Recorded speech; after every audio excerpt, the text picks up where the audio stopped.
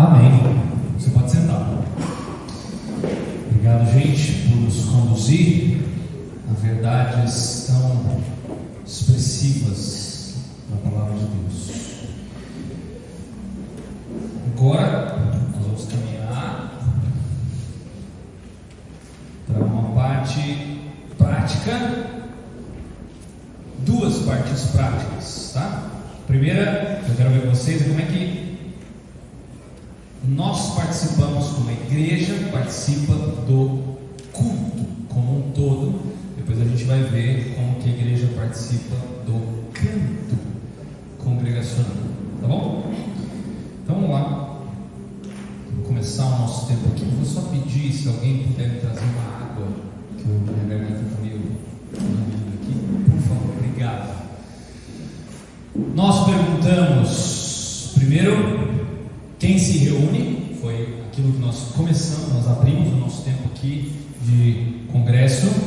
Vimos que a igreja não é uma multidão de consumidores religiosos, mas um povo redimido, corpo de Cristo, templo do Espírito Santo e posto avançado do reino dos céus. Obrigado, meu irmão.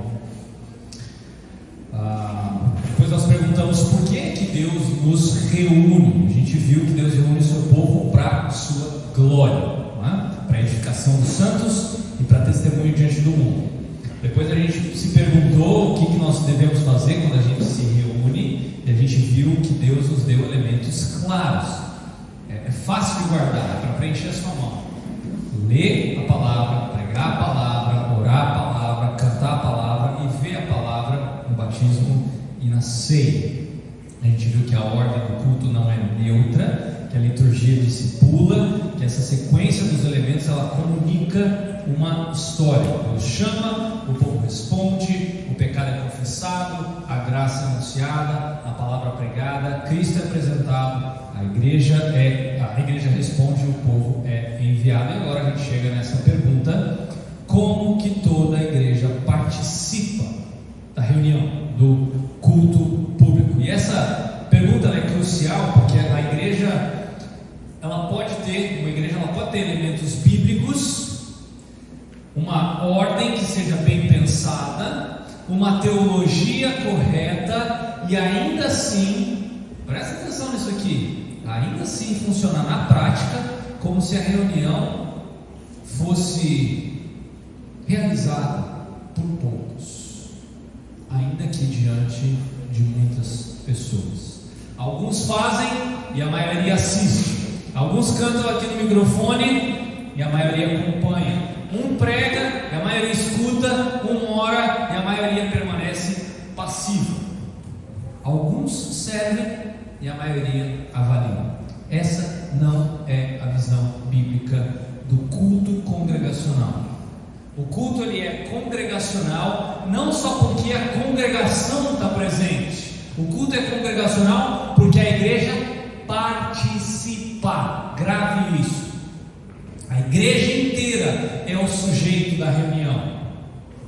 Claro que nem todos fazem a mesma coisa, isso é óbvio. Nem todo mundo prega, nem todo mundo dirige um momento de música, nem todos vão ler algum trecho das escrituras ou um credo em alta voz, nem todos vão administrar as ordenanças, nem todos vão conduzir as orações, mas todos participam, todos adoram, todos ouvem, todos respondem, todos edificam, todos são chamados a estarem envolvidos com a mente, o coração, o corpo, a voz, a fé e o amor.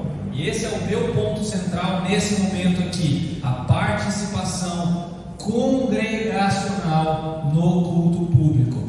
Não é uma técnica para tornar o culto mais dinâmico, não é uma estratégia para manter as pessoas engajadas, mas é uma consequência daquilo que a igreja reunida é.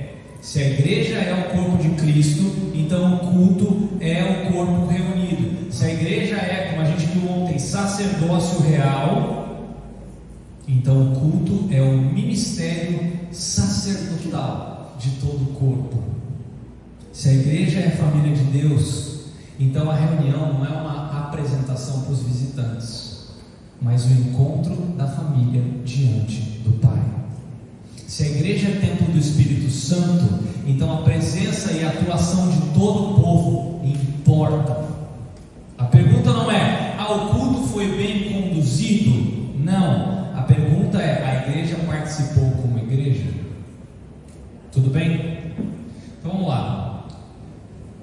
O primeiro problema que nós temos é o da passividade congregacional, que é um dos grandes males dos cultos hoje em dia, é a passividade. Muitas pessoas vão ao culto como quem vai a um evento.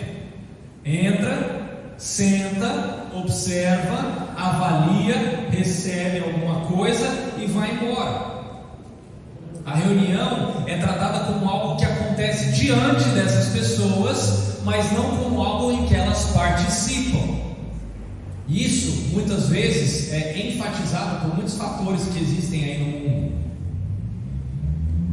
A gente vive numa era onde essas telas muitas vezes nos dominam. A gente assiste tudo: aula, palestra, culto, show, debate, podcast, a vida das pessoas nas redes sociais. A gente assiste tanto que, sem perceber, a gente é treinado a ocupar a posição de espectador. E esse hábito, queridos, entrou na igreja, mesmo que sem a gente perceber. E o resultado é que muitos cristãos pensam no culto como um conteúdo religioso a ser consumido. Se a música foi boa, então o culto foi bom. Se a pregação foi interessante, não, então o culto foi útil. Se o ambiente foi agradável, então o culto funcionou. O Novo Testamento não apresenta a reunião da igreja como um conteúdo a ser consumido. Apresenta como uma adoração que nós, como igreja, oferecemos, como edificação mútua, como submissão à palavra de Deus, como comunhão dos santos. Aliás, fazendo parênteses aqui, comunhão não é só quando a gente come alguma coisa, tá? Por favor. Isso pode ser comunhão. Muitas vezes que a gente senta à mesa e nem comunhão é. Fecha parênteses. A passividade congregacional, queridos, ela empobrece o culto, porque ela contradiz a identidade da igreja. O corpo não foi chamado para assistir a si mesmo, não faz nem sentido. O corpo foi chamado para funcionar. Então, vamos lá. Qual que é a diferença entre assistir e participar? Uma pessoa ela pode estar presente e ainda assim não participar espiritualmente. Uma pessoa pode cantar sem adorar. Eu já fiz isso muitas vezes. Quantas vezes tem uma música que você sabe de cor e salteado, você cantou, mas fez diferença alguma. Sua mente e o seu coração não estavam naquilo que você estava cantando. Às vezes a gente ouve uma mensagem sem receber. Você está pensando de novo no boleto de amanhã, de depois de amanhã. Você pode ouvir a palavra sem fé.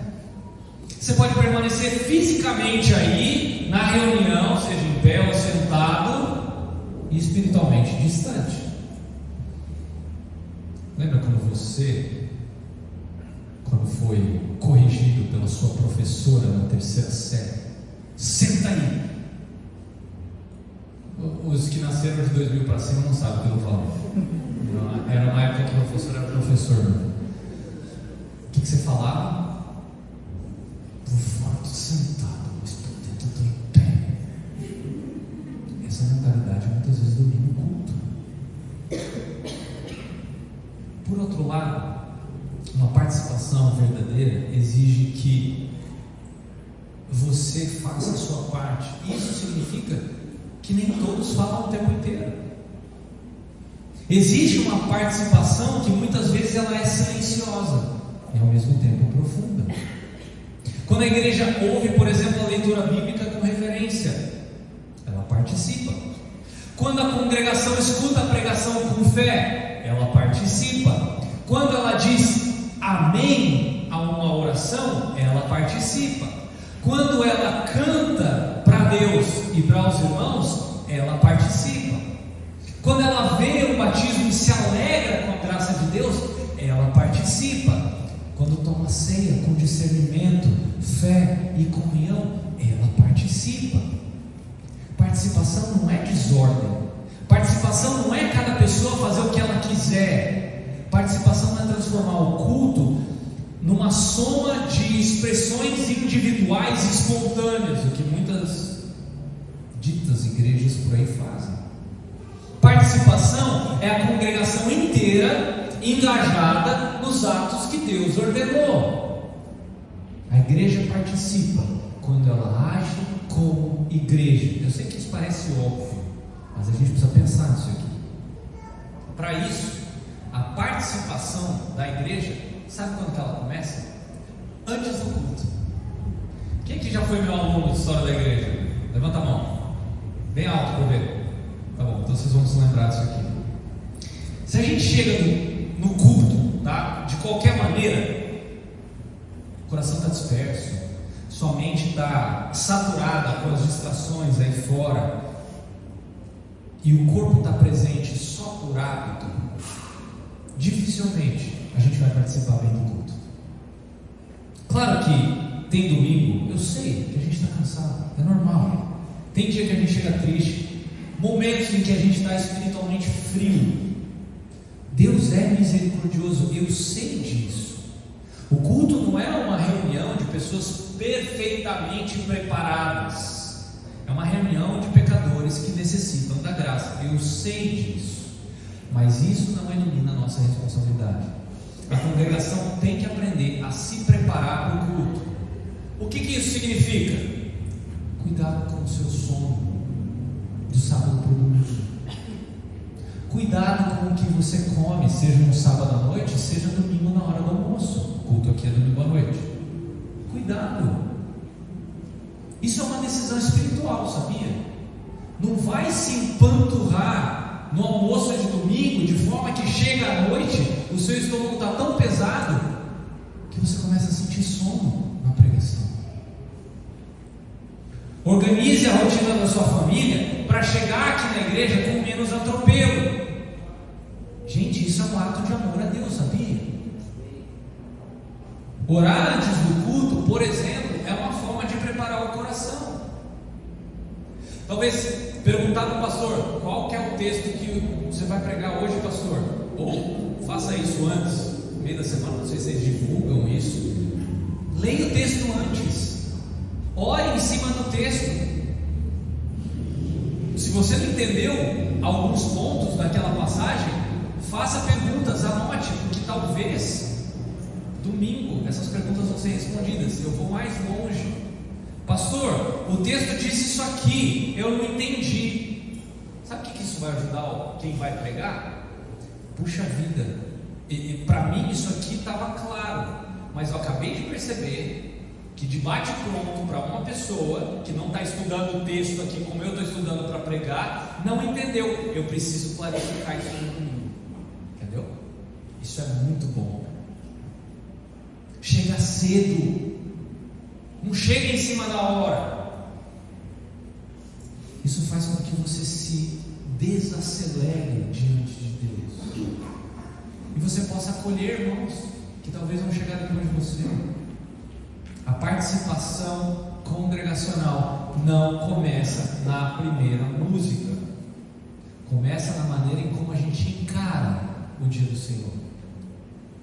A gente não vai a essa reunião como quem está encaixando uma atividade religiosa na sua agenda lotada. Não, nós vamos para nos encontrar com um povo convocado por Deus. Nós vamos nesse local, nós nos encontramos nesse local para ouvir a voz de Deus, para servir aos meus irmãos, para oferecer louvor. Nós vamos para sermos novamente formados pela graça. Para isso que a gente se reúne como igreja. Tudo bem? A partir do momento que a gente chega bem na igreja, a gente também participa quando uma leitura pública da palavra é feita. Eu sei que pode parecer algo que só uma pessoa participa, né? Só uma pessoa está aqui em cima, abriu a Bíblia e está lendo.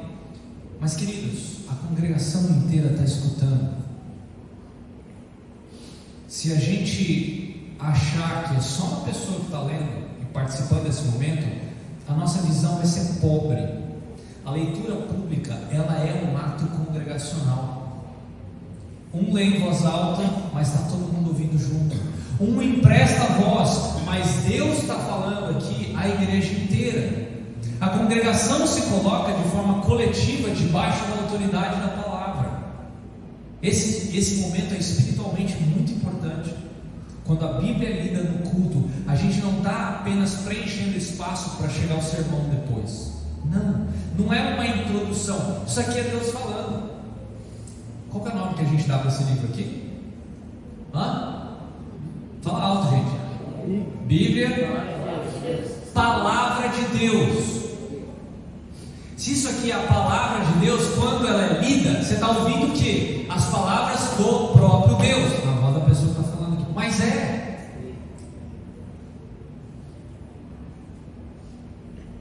essa escuta comum, ela une a congregação.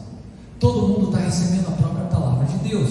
Vai do idoso à criança, do pastor ao novo convertido, do membro antigo a um visitante, daquele que está forte espiritualmente para o fraco espiritualmente, daquele que está alegre e daquele que está abatido. Todo mundo está debaixo da mesma voz divina. A leitura pública das Escrituras forma uma igreja que sabe ouvir a Deus em conjunto. Tudo bem? Uma igreja que ouve junto.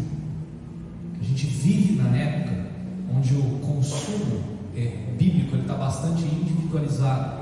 Se você quiser, você pode ouvir seu pregador favorito. Se você pegar seu celular e você escolhe.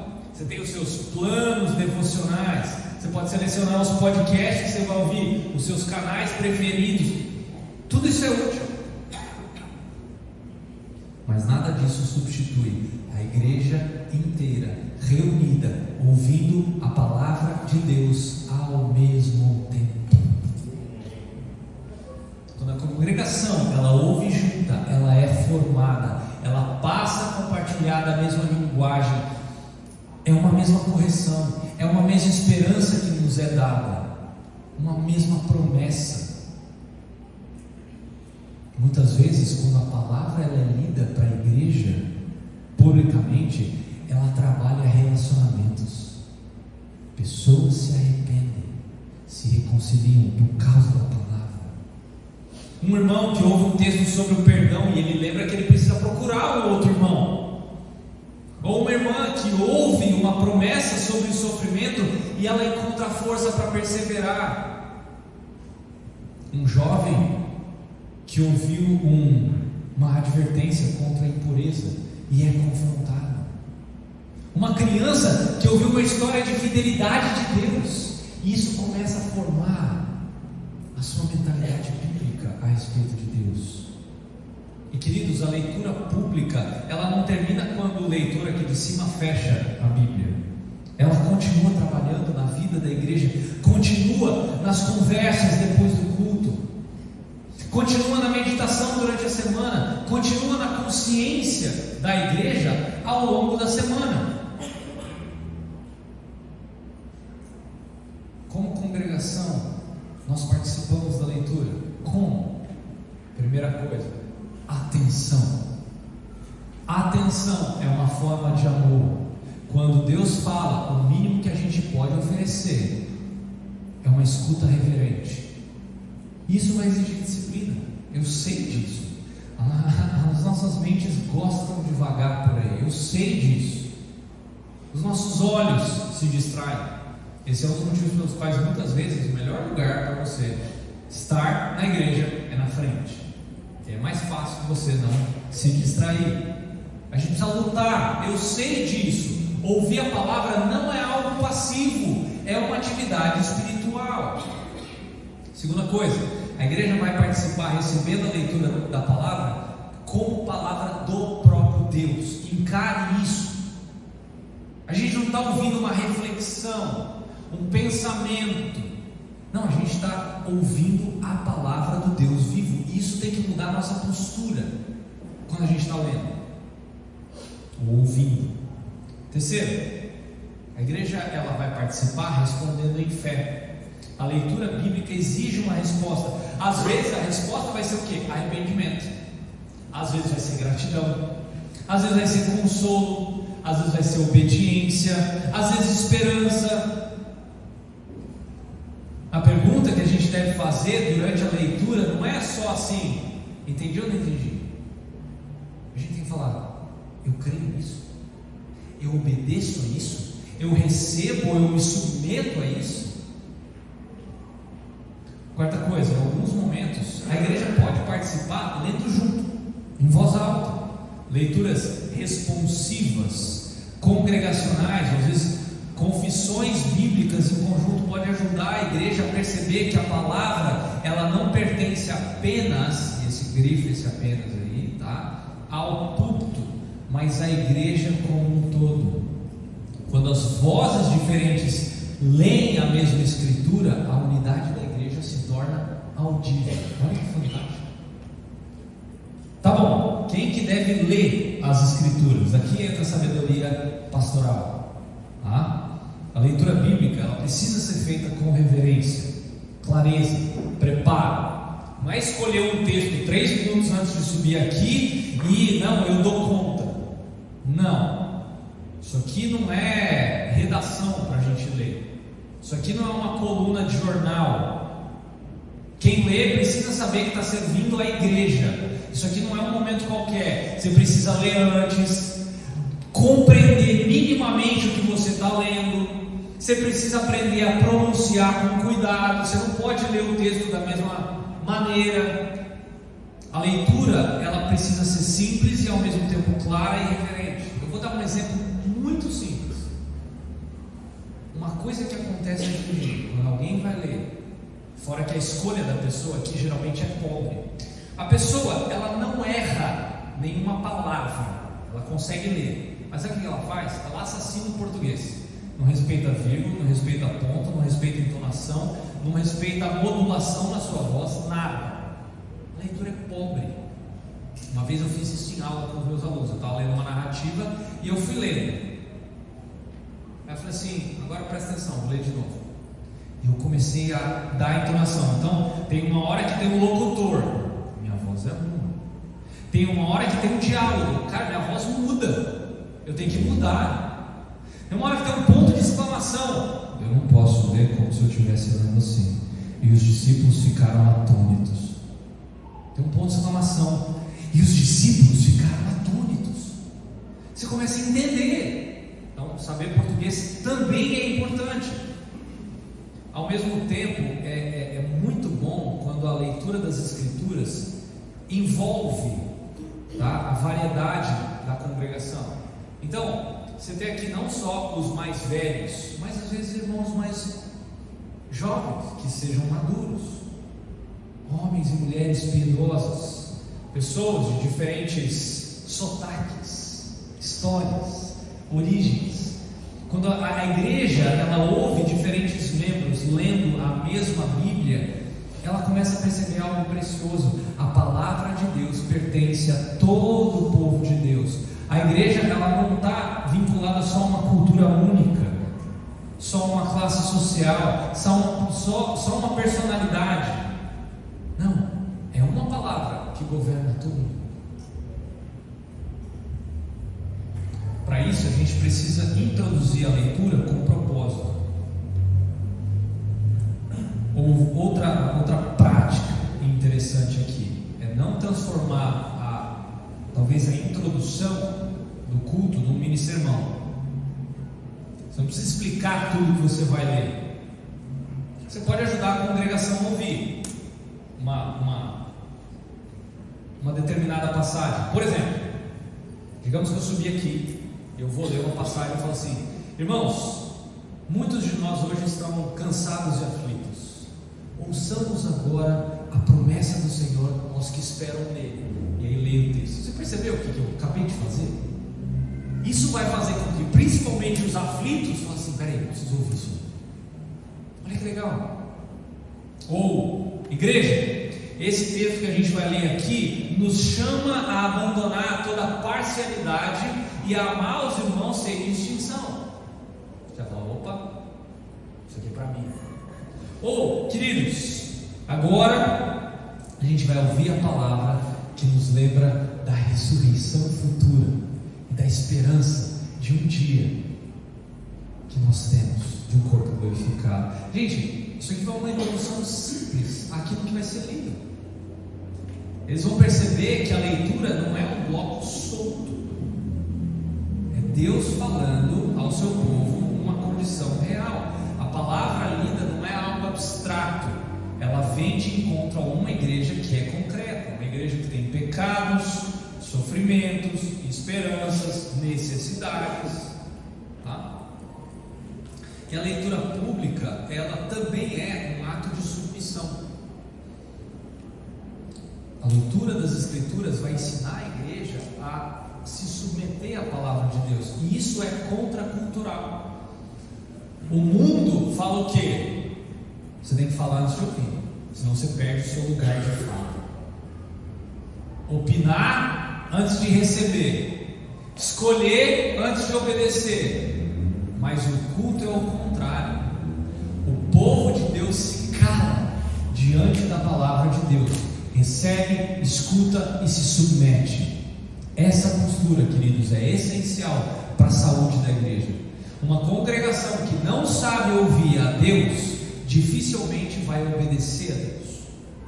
Uma congregação que não valoriza a leitura pública da palavra dificilmente vai permanecer centrada na palavra.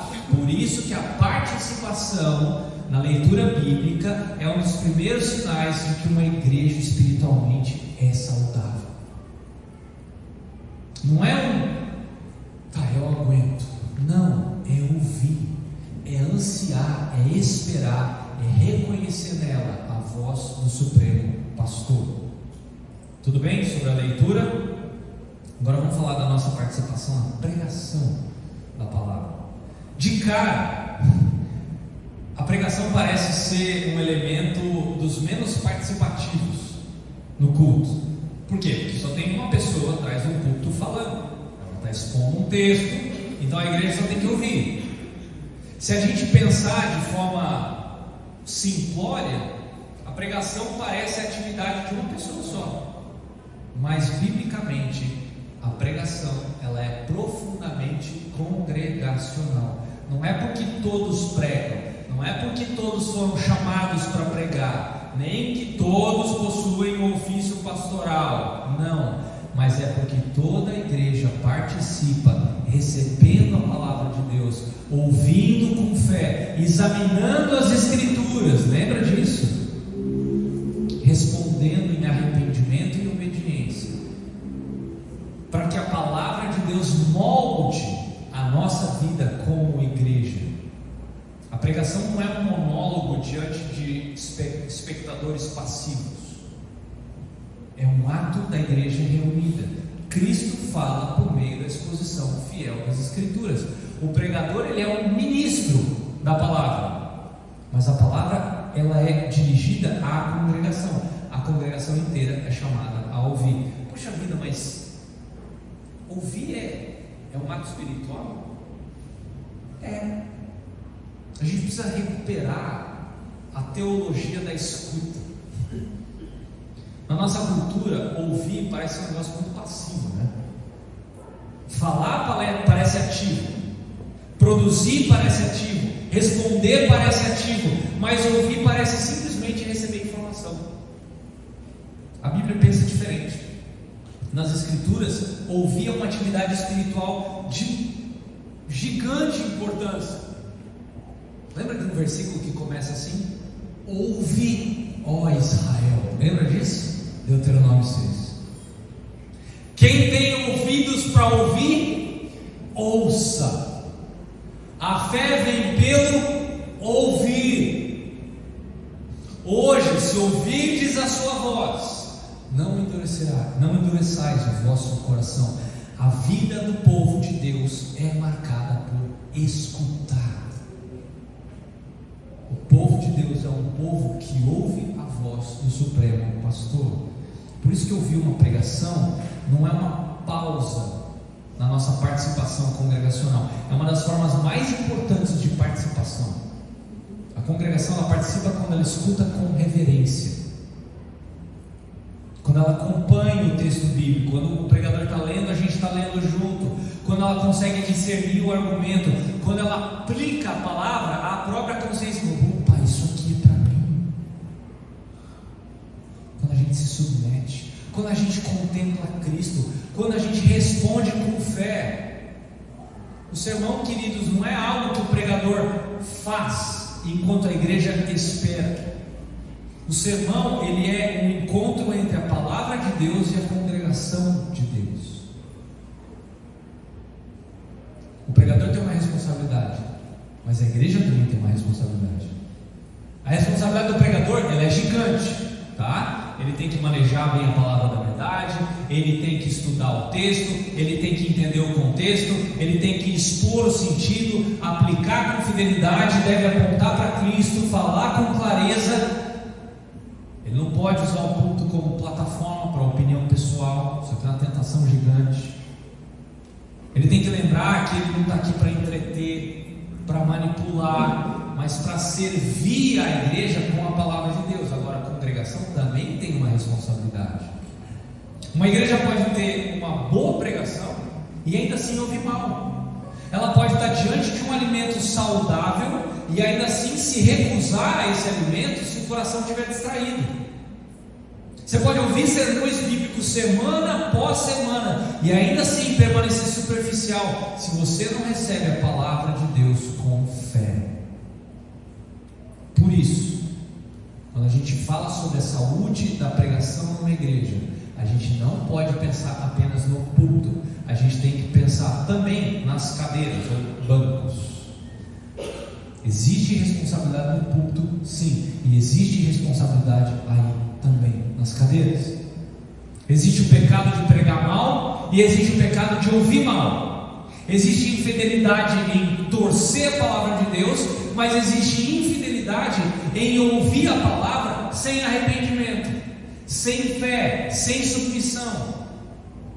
Queridos, uma igreja saudável não é apenas uma igreja onde a palavra é bem pregada, mas também é onde a palavra é bem recebida. Tá bom, como é que a igreja então vai participar da pregação? Primeiro, se prepare para ouvir. Assim como o pregador se prepara para pregar, a igreja tem que se preparar para ouvir. Isso não significa que você vai gastar o mesmo tempo em cima da passagem que vai ser pregada que o pregador. Eu não sei quanto tempo você gasta. Eu gasto mais ou menos umas 20 horas num sermão de 50, 55 minutos. Eu não sei você, eu sou fraco, eu sei disso, eu levo tempo. Uma palestra fica um pouco mais fácil, eu vou gastar aí umas 10, 15 horas em cima de uma palestra. Pregação eu gasto um pouco mais de tempo. Então não significa que você vai gastar esse tempo estudando o texto em casa, não é isso. Mas significa que você tem que chegar ao culto com uma disposição espiritual de escuta. É orar: Senhor, fala comigo, abre os meus olhos, confronta o meu pecado, Senhor, me mostra Cristo, me dá fé para obedecer. Queridos, esse tipo de oração muda a nossa postura quando a gente chega no culto. Segundo, a igreja participa acompanhando a Escritura. Não é mandamento, mas é uma sugestão. Procure, se possível, Bíblia de papel. Isso te ajuda a não se distrair com a notificação que chegou. Eu sei que dá para acompanhar a Bíblia no celular, mas eu sei também que se você não tem a Bíblia offline, cara, a notificação chega. Aí a hora que piscou, você, opa, fala comigo, já era, você já foi. O pregador está lá pregando, lendo, e você já dispersou total. Não importa a sua idade. Eu sei que isso afeta tanto mais velho quanto mais novo. É uma sugestão, isso aqui não é regra, tá? Mas a Bíblia de papel ajuda. Não tem problema você grifar a sua Bíblia não, tá? Não é pecado não. Isso aí quem prega são os muçulmanos. Eles não riscam o livro porque é sagrado, a palavra de Deus. Não, pode, grifa, presta atenção em verbo, em preposição, grifa, aprende a ler o texto dessa forma, é bom, tá? Então, fecha parênteses. A pregação expositiva, ela não é uma palestra inspiradora. expondo a palavra. Então você, como congregação, como igreja, você tem que aprender a olhar para o texto, acompanha o argumento, pergunta se aquilo que o pregador está falando procede da própria Escritura e não da cabeça dele. Isso não é uma postura crítica ruim, pelo contrário, isso é uma postura crítica bereana. A igreja não é chamada para ser ingênua, ela é chamada para ser submissa à palavra. Terceira coisa, a igreja participa ouvindo como corpo. Isso aqui é muito importante. A gente não ouve o sermão apenas perguntando: o que isso tem a ver comigo? A gente ouve perguntando: o que isso tem a ver conosco? Como que essa exposição bíblica, como é que essa palavra corrige a nossa vida congregacional, confronta a nossa realidade como igreja, como que ela chama a nossa comunidade ao arrependimento, como é que ela fortalece os nossos relacionamentos, como é que ela orienta a nossa missão, como é que ela nos ensina a amar uns aos outros. A pregação, ela é dirigida a pessoas individuais, mas também a uma igreja reunida. Por isso que a aplicação do sermão, ela não é só privada, queridos, ela é congregacional. Quarto, a igreja participa respondendo. E a resposta pode ser silenciosa, aqui, pode ser em oração, pode ser num cântico que a gente vai cantar depois da pregação, pode ser numa conversa que a gente vai ter depois do culto, pode ser num arrependimento concreto que vai vir ao longo da semana, na reconciliação com o irmão, com a irmã, na decisão de servir, pode ser uma série de coisas, queridos. A resposta à pregação não termina quando a pregação termina. Muitas vezes ela está começando ali. Tudo bem? Vocês estão comigo? Bem. E o amém que a gente fala juntos? Tem algo bonito nessa resposta audível da igreja. Eu sei que a forma vai variar, mas o princípio ele é o mesmo. A congregação, ela não deve ouvir como uma plateia indiferente, ela deve ouvir como um povo vivo diante de um Deus vivo. O amém, queridos, não é uma interrupção que a gente faz, é uma confissão. Significa: assim seja, nós concordamos. Sem ser pentecostal, recebemos. Essa verdade é nossa. Não desperdice o amém que você fala. Quando a igreja fala amém, a palavra de Deus, ela está assumindo publicamente a submissão à verdade de Deus. Mesmo quando o amém não é dito em voz alta. Às vezes você fala isso no seu coração. Uma igreja pode ser silenciosa e profundamente responsiva. Sabia disso?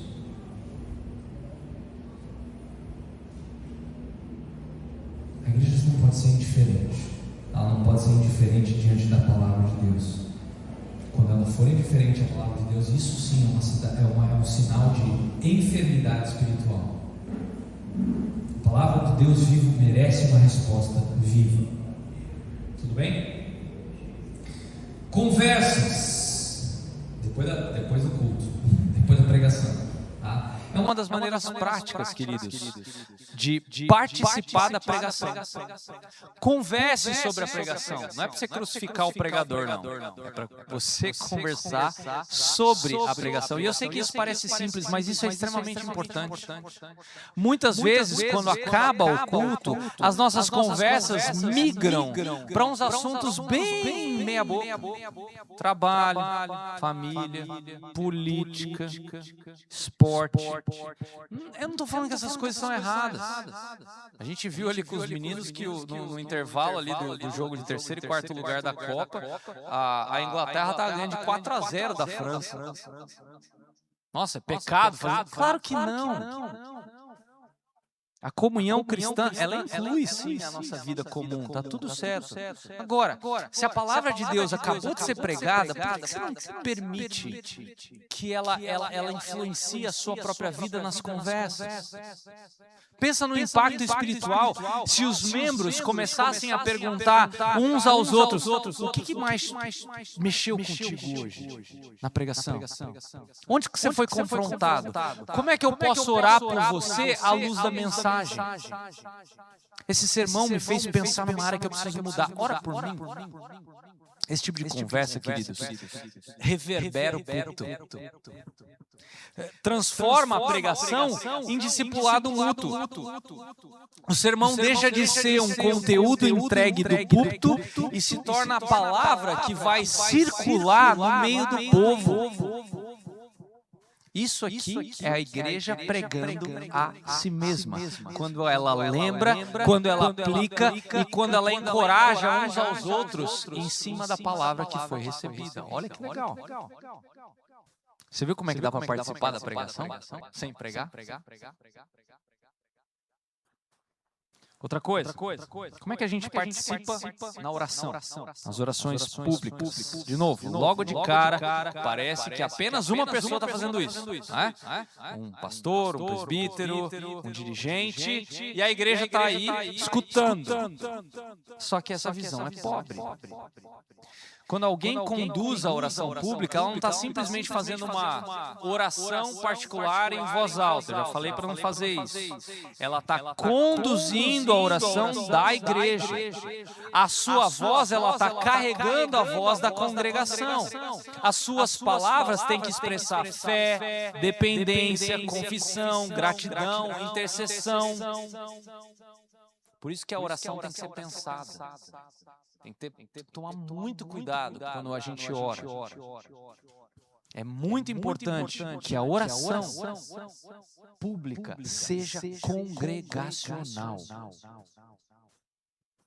Não tem que ser oração individualista, usada para dar recado, mini sermão disfarçado, improvisos descuidados. Isso aqui me dá um negócio quando eu ouço.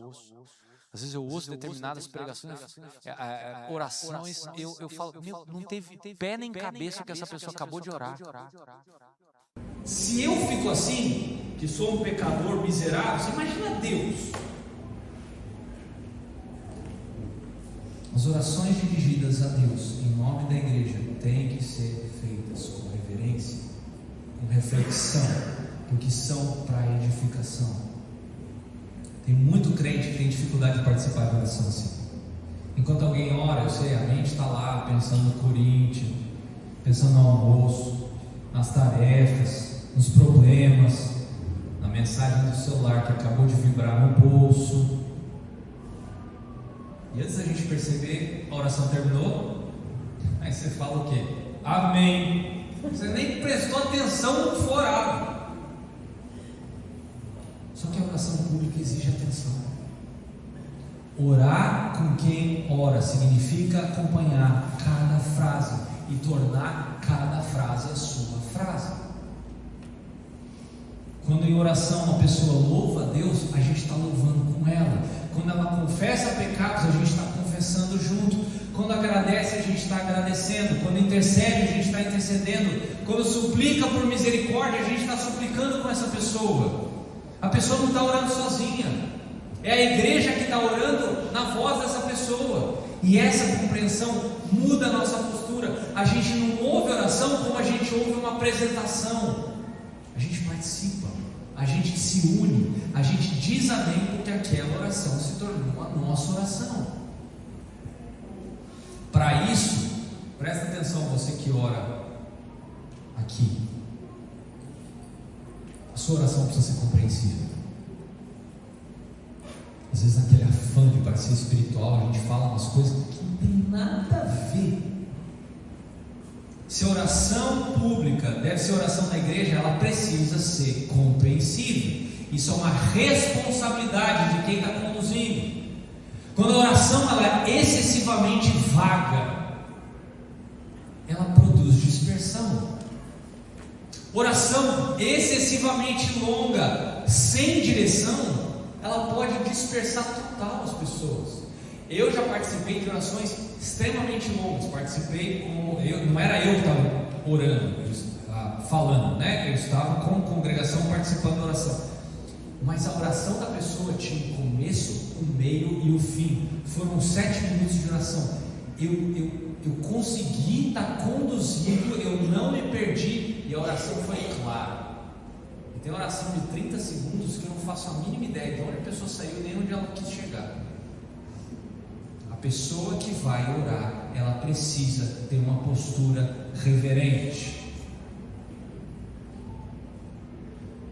Você não pode ficar usando linguagem artificial, tom de performance, para dar aquele ar espiritual. Não. Uma boa oração pública, ela é reverente, ela é bíblica, ela é clara, ela é pastoral, e ela ajuda a igreja a orar. Se você for incumbido de orar no culto, pense, se possível, aqui é indicação minha, escreva, vá na Bíblia ver alguma oração, pede ajuda de pessoas mais experientes. Você não precisa ser simplista. A oração pode ser rica, ela pode ser profunda, ela pode ser doutrinária, mas ela tem que ser congregacional. As pessoas precisam conseguir seguir o que você está orando, precisam entender, elas precisam unir o coração delas àquilo que está sendo dito. O objetivo não é impressionar as pessoas com a sua eloquência, é conduzir a igreja diante de Deus. Tudo bem? Deu para entender como é que a gente participa? Mas eu quero falar da oração pastoral também, tá? É um momento precioso, queridos, eu creio, a participação. Por quê? Porque na oração pastoral, a ideia é justamente carregar os fardos da própria igreja ali. Então a gente vai orar pelos enfermos, pelos que estão de luto, pelos fracos, aqueles que estão sendo tentados por missionário, pelos líderes, governantes, pelos presbíteros, pelos idosos, pelas famílias, solteiros, enfim. Essa oração, ela está ensinando a igreja a amar. Quando eu oro por um irmão que está enfermo, eu sou lembrado de que aquele irmão faz parte desse corpo, ele está doente.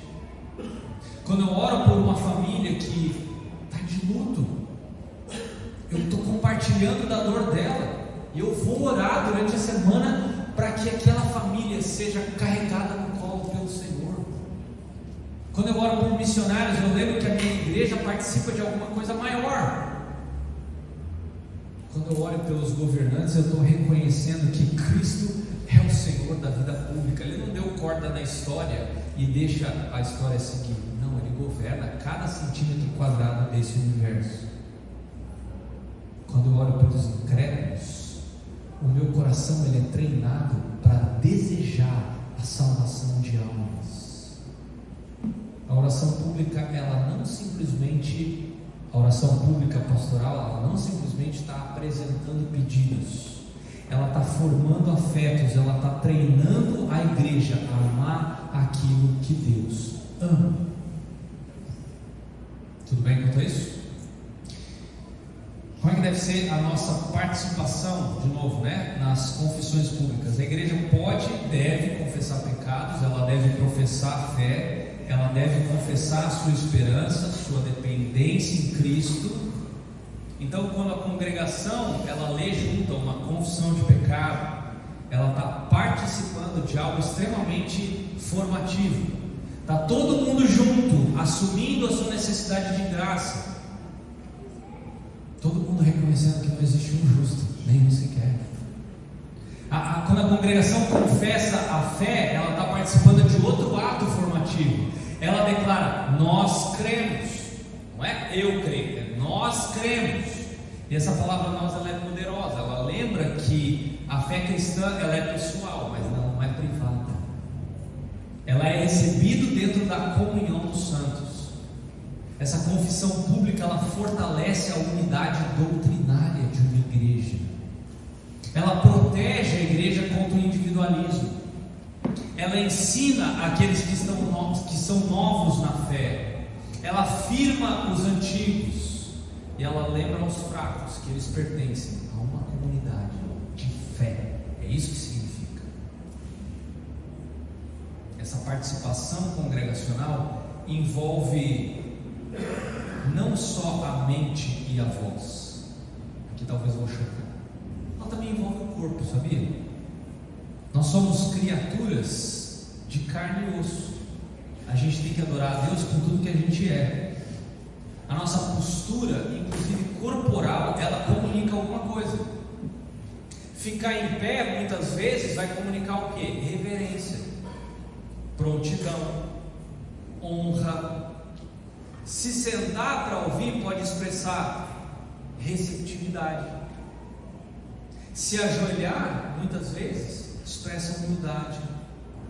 Às vezes você está levantando as suas mãos para suplicar, ou talvez em ato de louvor, quando feito com ordem, tá? Cuidado com isso aqui. Você precisa pensar no que você está fazendo. Não é porque a música está falando para você levantar a mão lá, agora é a hora de levantar a mão. Presta atenção, para você não cair num ato automático de fazer algo que não é o que você está fazendo de fato no seu coração. Preste atenção. Naturalmente, a nossa forma corporal, ela vai variar. O nosso culto aqui no Brasil é diferente de como o culto é conduzido, por exemplo, em países da África. Lá, muitas vezes, eles, na hora da música, eles dançam. Não tem como a gente importar isso, não faz parte da nossa cultura. Da cultura deles isso é normal. Para nós, muitas vezes, a gente chega a balançar um pouquinho o corpo. Isso é normal. Tem outras culturas que isso não acontece, é parado, cultural, tá? Mas a gente não pode absolutizar uma única postura, mas também a gente não pode ir para o outro lado e querer fazer alguma coisa para motivar a igreja. Cuidado, o corpo participa porque a pessoa inteira participa. Mente, coração, voz, ouvidos, olhos, mãos, postura, presença, tudo isso está comunicando algo. Uma igreja que participa com uma atenção corporal, ela está dizendo que o encontro com Deus envolve a totalidade do nosso ser. Existe com isso um perigo, e é com isso que eu quero terminar, de uma participação meramente externa. Ao mesmo tempo, a gente precisa lembrar que a nossa participação externa, ela não é suficiente. Você pode cantar alto e não está adorando. Você pode dizer amém e não crer naquilo que você acabou de orar com essa pessoa. Ou às vezes você nem prestou atenção. Você pode ler uma confissão e talvez não se arrepender. Assumir uma postura reverente e manter o coração distante. A Bíblia, ela denuncia esse tipo de coisa. Quer ver? Isaías 29.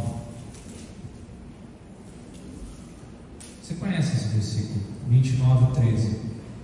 Este povo honra-me com os lábios, mas o seu coração está distante de mim.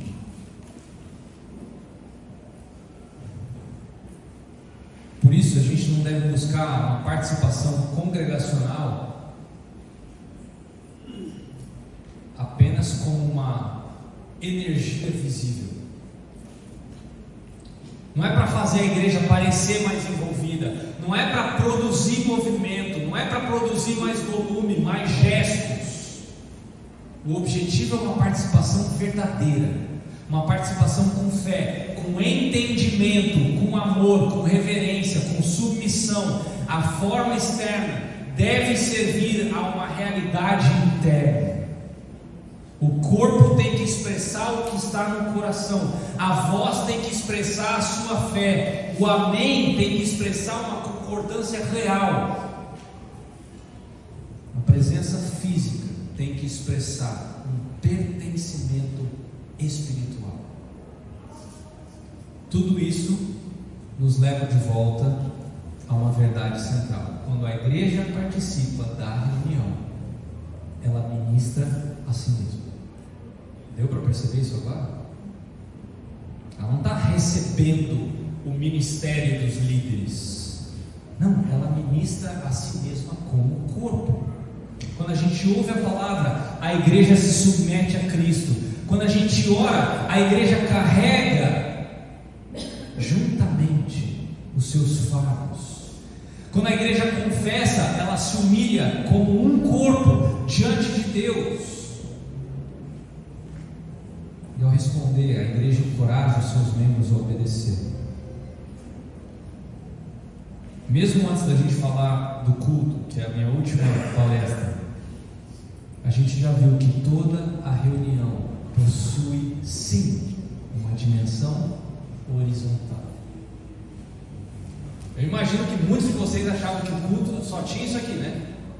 Não, tem uma dimensão horizontal que é extremamente importante. A gente não está isolado. A nossa atenção edifica, o nosso amém edifica, a minha reverência edifica, a minha presença edifica, a minha resposta à palavra pregada edifica, a minha conversa depois do culto edifica. A congregação inteira participa, porque a congregação inteira pertence ao corpo.